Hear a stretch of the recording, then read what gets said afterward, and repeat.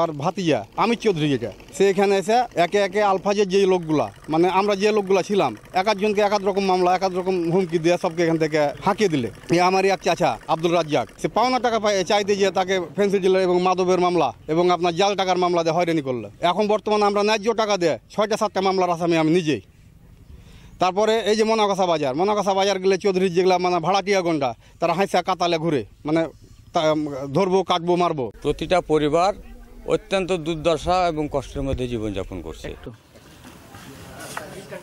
আমি এখানে ধরেন যে 650 মণ মাছ ছেড়েছি এবং তাদের মাছের পর্যাপ্ত খাওয়ার, আমার 20-25 যে যোগানদার আছে, যোগানদারের বেতন ভাতা, মাছের যে পর্যাপ্ত খাওয়ার সহ, এই যে আমার বিল ঘেরা সহ, এই যে লোহার 2টা গ্রিল আছে, এই সহ সার্বিক খরচে প্রায় আনুমানিক এখন 2.5 কোটি টাকা পর্যন্ত আমার খরচ হয়েছে। এখন এইটাকে তারা বিভিন্নভাবে বিলটা দখল করার অবৈধভাবে চেষ্টা করছে।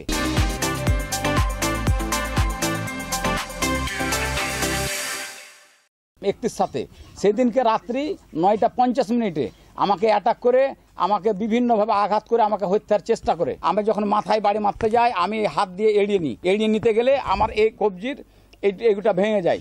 তারপরে এই লোকের শাহাদাত আঙুলের বৃদ্ধ আঙুল ভেঙে যায়। 3/8/2024 আবারও আমাকে হত্যার চেষ্টা করে। এর আগে আমাকে কোর্ট থেকে 2বার অপহরণ করার চেষ্টা হয়েছিল। এখনও সে এমপি না থাকলেও তার যে লালিত পালিত সন্ত্রাসীরা আছে, তার সন্ত্রাসীরা আমাকে বারবার তাড়া করছে।